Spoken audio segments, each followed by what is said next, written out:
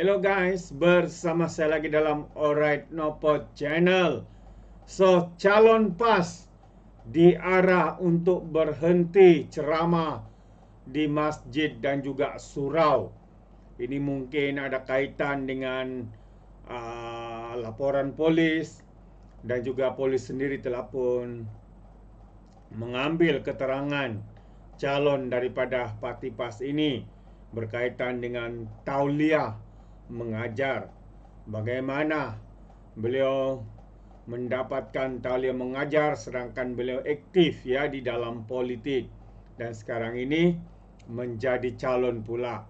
Ya, jadi akhirnya negeri Perak mengarahkan beliau untuk berhenti ceramah di masjid dan di surau-surau. Mungkin ada baiknya tauliah mengajar agama itu ditarik balik. Jadi ini yang menarik untuk saya kongsikan. Dan Dr. Mazli Malik balun cerita ataupun berita pos bendera yang tiada bulan. Apa berita? Apa cerita? Jadi ayo kita lihat kenyataan media ini. Yang pertamanya PRK Air Kuning. Muhaimin dinasihati berhenti ceramah di masjid dan juga surau di Perak. Itu antara arahan yang dikeluarkan ya. Jadi yang dipertua Pastapa Abdul Muhaimin Malik yang kini bertanding sebagai calon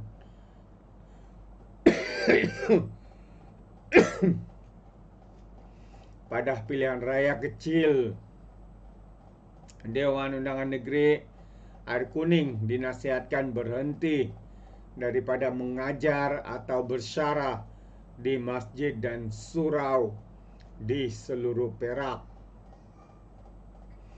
Perkembangan itu dimaklumkan pengurus kempen Perikatan Nasional bagi PRK itu Misbahul Munir Mas Duki mengambil kirasor jabatan Mufti Perak selepas mengambil kira status Abdul Muhaimin sebagai calon pada PRK terbabit. Abdul Muhaimin dihubungi jabatan Mufti Perak dan diberi nasihat, dan saya juga dimaklumkan oleh jabatan Mufti Perak akan membuat kenyataan untuk tidak membenarkan calon mengajar di masjid dan surau kerana mewakili gabungan atau parti politik pada pilihan raya, katanya. Berdasarkan peraturan-peraturan pengawasan pengajaran dan syarahan agama 2013, Majlis Agama Islam dan Adat Melayu Perak melarang individu yang berjawatan politik mengajar atau bersyarah di masjid dan surau di negeri ini walaupun mempunyai tauliah. Individu dilarang berbuat demikian adalah ahli yang memegang jawatan dalam parti politik, anggota Dewan Rakyat dan Dewan Negara, ahli Dewan Undangan Negeri, bekas ahli politik yang aktif dalam kegiatan politik, serta calon pernah bertanding dalam pilihan raya. Jadi pelaku berdepan hukuman denda maksimum 5,000, penjara tidak melebihi 3 tahun atau kedua-duanya jika sabit kesalahan di bawah Seksyen 108 Enactment Pentadbiran Agama Islam Perak 2004. Seksyen 14 Jenayah Syariah Perak 1992 pula memperuntukkan hukuman penjara maksimum 2 tahun dan denda tidak melebihi 3,000 ataupun kedua-duanya sekali jika disabitkan bersalah kerana mengajar pengajian Islam tanpa tauliah.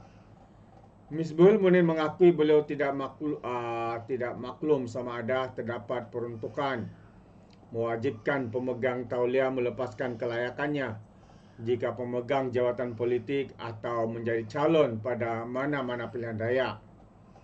Jadi katanya peraturan mengenai pentaulian sudah pun diperbaharui dan memerlukan pemegangnya untuk memperbaharui kelayakan bagi satu tempoh yang ditetapkan. Jika memang dikuatkuasakan, kenapa jabatan Mufti Perak tidak tarik balik tauliah Abdul Muhaimin? Tak ada isu dulu tauliah untuk seumur hidup atau sehingga ditarik balik, tetapi terdapat peruntukan baharu memerlukan tauliah diperbaharui. Bila diperbaharui katanya tauliah diberikan kepada Muhaimin lulus sebab dia tidak bagi tahu lah itu ya, dia ada jawatan dalam politik dan sebagainya. Ini mungkin yang dikatakan oleh pemimpin daripada Parti Amanah, ya, cuba menyembunyikan jawatannya di dalam politik, ya, sehingga approve. Kalau tengok laman sesawang Jabatan Mufti Perak katanya, calon tidak perlu memaklumkan jika memegang jawatan dalam politik pada borang permohonan pentauliahan. Untuk diklaim mengisytiharkan sebagai orang berjawatan dalam politik memang tidak ada dalam permohonan katanya. Wow, hebat alasan itu. Jadi apapun, dia telah diarahkan untuk tidak mengajar lagi di masjid-masjid dan juga surau, kerana beliau sudah menjadi calon dan ada kemungkinan juga ada penipuan sebelum ini. Mungkin. Dr. Mazli Malik pula menempelak berita Sin Chiu Daily kerana dalam berita ini mereka post jalur gemilang tanpa bulan sabit. Jadi Dr. Mazli Malik menuntut supaya tindakan tegas turut diambil.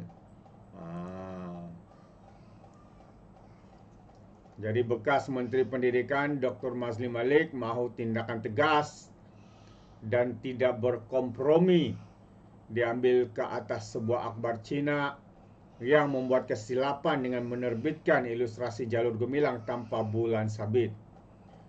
Sin Chiu Daily semalam menerbitkan ilustrasi muka depan jong yang mengibarkan bendera Malaysia dan China sempena lawatan Presiden China Xi Jinping ke negara itu. Bagaimanapun, bendera yang dipaparkan tidak mempunyai bulan sabit.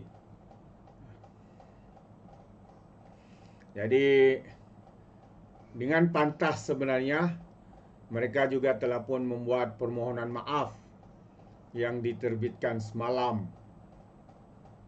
Sin Chiu Daily memohon maaf atas kesilapan teknikal tersebut. Sambil menzahirkan rasa kesal, mereka juga menyusun 10 jari memohon jutaan kemaafan daripada rakyat Malaysia. Ia kemudian membetulkan ilustrasi versi digital dan menerbitkan semula ilustrasi yang diperbetulkan dalam edisi cetakannya hari ini. Dr. Mazli dalam kenyataannya juga bagaimanapun berkata, sekadar permohonan maaf tidak memadai. Bendera Malaysia adalah kedaulatan. Mohon maaf hanya boleh diterima jika dilakukan oleh orang jahil, dungu dan tersilap. Sebuah akhbar yang tersohor berusia hampir 100 tahun diasaskan pada tahun 1929, mempunyai pembaca lebih 500,000 serta mempunyai ketua editor dan para editor berpengalaman melakukan kesilapan pada bendera negara sendiri. Apakah permohonan maaf kecil sahaja sudah memadai?